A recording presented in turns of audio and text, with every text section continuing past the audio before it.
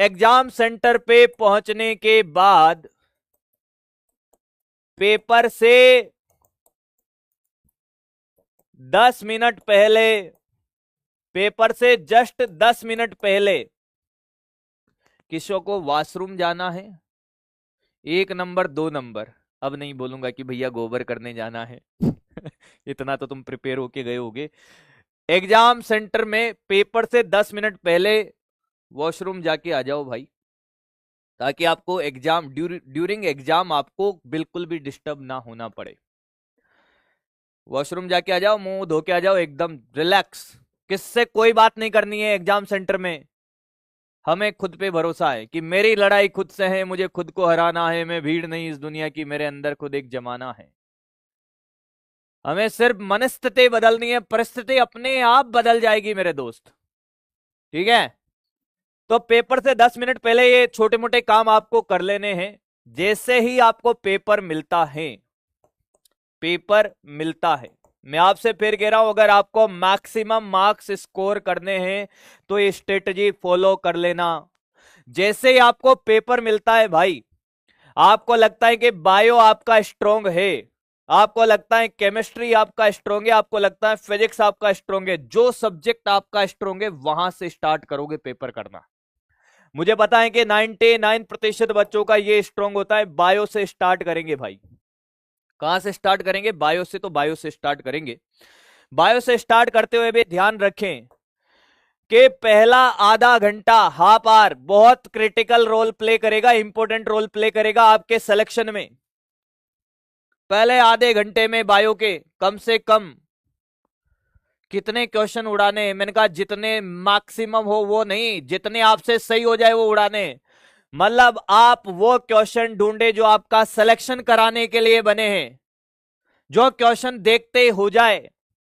यानी कि मान लो कि आपने 30 मिनट में, मुझे लगता है कि बायो के आप आराम से 60 क्वेश्चन उड़ा दोगे। मान ले 60 नहीं उड़ा पाए, पर आप स्टार्टिंग के 1 घंटे तक कोशिश करना कि आप ऐसा कोई क्वेश्चन अटेंड ना करें जो गलत हो और आपसे ना हो। मतलब क्या सर? कि सिर्फ वो क्वेश्चन करे जो सबसे आसान है पूरे पेपर में। मान ले तूने बायो स्टार्ट किया और बायो तूने 15 मिनट में बायो के सारे क्वेश्चन पढ़ दिए हैं जितने भी है, और उनमें से मान ले तुझे 20 क्वेश्चन ही आए, पर ये 20 क्वेश्चन पूरे के पूरे सही होने चाहिए। ये बिल्कुल मिनिमम बात कर रहा हूं, पर मैं जानता हूं और मेरा दिल जानता है कि तू आराम से आधे घंटे में 60 क्वेश्चन उड़ा देगा। मान ले तूने पहले 15 मिनट में बायो के 23 क्वेश्चन उड़ा दिए, जो देखते टिक करने वाले थे भाई। मैं तो कह रहा हूं 15 मिनट में तूने 30 क्वेश्चन उड़ा दिए।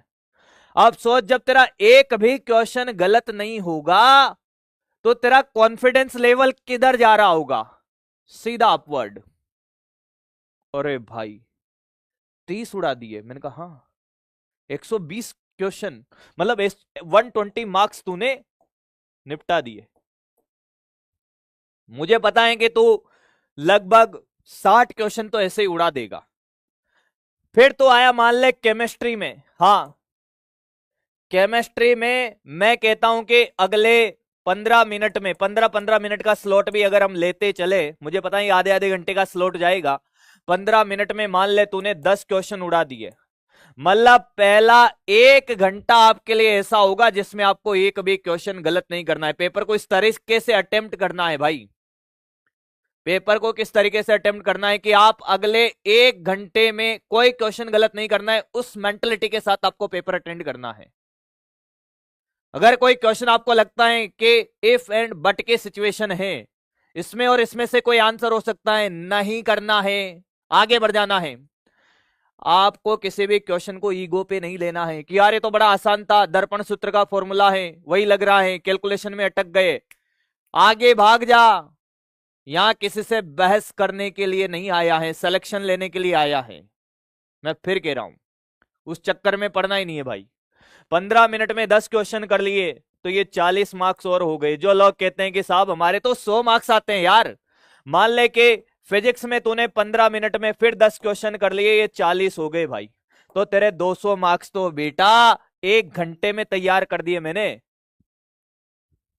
और मैं आपको बताता हूं, ये 200 नंबर लाना कोई बड़ी बात नहीं। तूने साल भर बहुत हल्के में भी पढ़ा है ना, तब भी हल्के से हल्का बच्चा ला सकता है।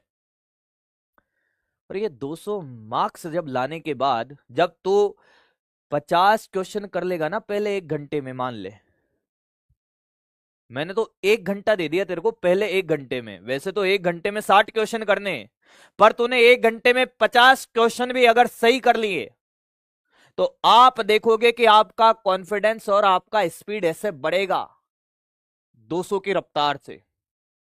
आप आईपीएल देखते हो तो आपको पता है कि अगर मान लो कि आप रन चेज करने के लिए, कोई टीम है जो डिफेंड नहीं कर रही, चेज कर रही है, स्टार्टिंग में अगर आउट हो जाता है ना, ओपनर अगर आउट हो जाते, तो भाई साहब पूरी टीम का मनोबल घट जाता है। पहले ओवर में पहले गेंद में निपट गया भाई, एकदम प्रेशर में आ जाता है, सीखे इन चीजों से भाई। तो पहले ओवर के पहली बॉल में आउट नहीं होना है साला। पहले ओवर की पहली बॉल अगर 200 की स्पीड से भी आएगी ना, तब भी छक्का मार के आना है, क्योंकि हमें हमारा सिलेक्शन कराने वाले क्वेश्चन ढूंढने भाई। और अगर आपने पहले 1 घंटे में कोई क्वेश्चन नेगेटिव नहीं किया, मैं कह रहा हूं ना, अगला 1 घंटा तेरा सिलेक्शन लिख देगा। अगला 1 घंटा तेरा सिलेक्शन लिख देगा, और अगला 1 घंटा तेरे को गवर्नमेंट मेडिकल कॉलेज में पहुंचा देगा। पहले 1 घंटे तक अगर आपने कोई गलती नहीं करी, पहले 1 घंटे में आपने सिर्फ वो क्वेश्चन ढूंढ लिए जो आपके सिलेक्शन कराने के लिए थे और सबसे आसान थे, तो अगला 1 घंटा तेरा सिलेक्शन लिख देगा और अगला 1 घंटा तेरा मेडिकल कॉलेज लिख देगा भाई। मैं बहुत एवरेज बच्चे के बिहाफ से बात कर रहा हूं, एकदम ग्राउंड वाले बच्चे के लिए बात कर रहा हूं, ये जो कहता है कि साहब हमसे तो नहीं होता है, मैं उसके बिहाफ से बात कर रहा हूं। सर मेरे तो बहुत नेगेटिव मार्किंग होती है। पहले 1 घंटे तक कोई गलती मत करना। और ये तुक्का मारने वाले सुन ले भाई, अगर तूने साल भर मेहनत करी, तुक्के के चक्कर में मत पड़ना कि नहीं तुक्का मार देंगे भैया। हम तो घर से मेंटेलिटी बना के चल रहे हैं, साल भर पढ़े हैं पर हम तुक्का मार देंगे। तुक्का मारने के चक्कर में मत जाना। तुक्के से हो रहा होता तो तैयारी नहीं कर रहा होता भाई, 12th के साथ हो जाता। अगर तू ड्रॉपर बेच में है और तुक्के के चक्कर में है तो उम्मीद करता हूं आप मेरी बात समझ गए होंगे। पहला 1 घंटा आपको वो क्वेश्चन करने जो आपके सिलेक्शन कराने के लिए आए हैं, उनको ढूंढना ही डिफिकल्ट टास्क है, करना डिफिकल्ट नहीं है, उनको पहचानना डिफिकल्ट है। कोई कहता है ना कि यार मैं तो शक्ल से अच्छा नहीं दिखता हूं, मेरे लिए कोई बना है। अरे तेरे लिए भी बना है भाई, तुझे ढूंढना डिफिकल्ट लग रहा है, एक बार मिल गई ना बेटा तो तेरी हो जाएगी। कोई फर्क नहीं पड़ता भाई आपको कितना आता है कितना नहीं आता है। अब स्ट्रेटजी मैटर करेगी बेटा, कि आपने पहले 1 घंटे कैसे डील किया। पहले 1 घंटे में आपने कमाल कर दिया भाई। आरआर का जब मैच हो रहा था आईपीएल का भाई, वैभव सूर्यवंशी ने जब शतक लगाया 35 बॉल पे, तो भाई साहब वो शतक इसलिए लग पाया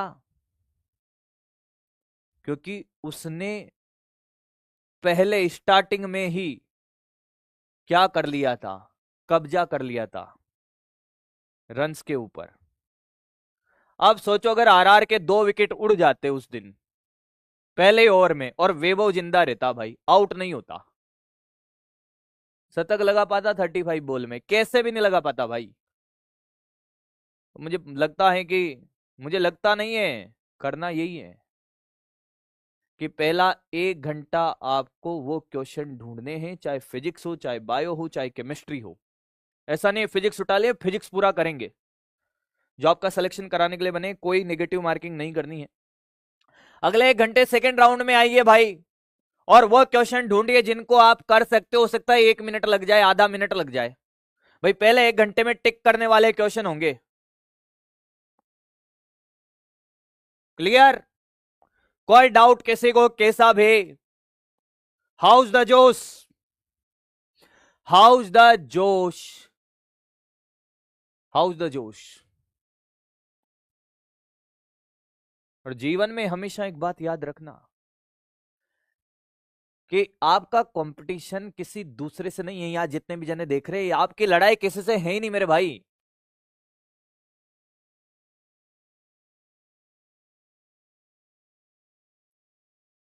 आपकी लड़ाई खुद से है। जिसने आपने खुद को समझा लिया, अपनी मनस्थिति बदल ली भाई, परिस्थिति अपने आप बदल जाएगी।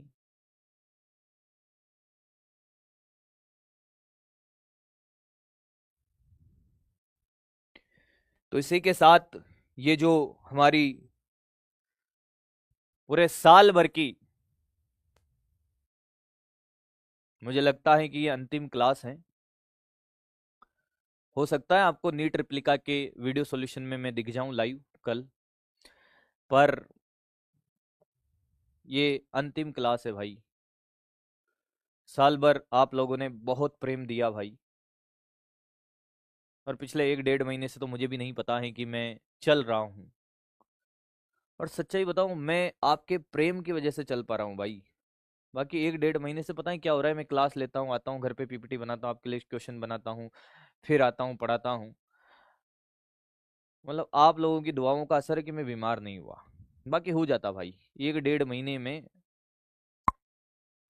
एक आध बार तो हो जाता, और छुट्टी उट्टी लेके। पर मैंने ऊपर वाले से दुआ भी करी भाई कि ये 1 डेढ़ महीना संभाल लेना भाई, बाद में भले ही कर देना।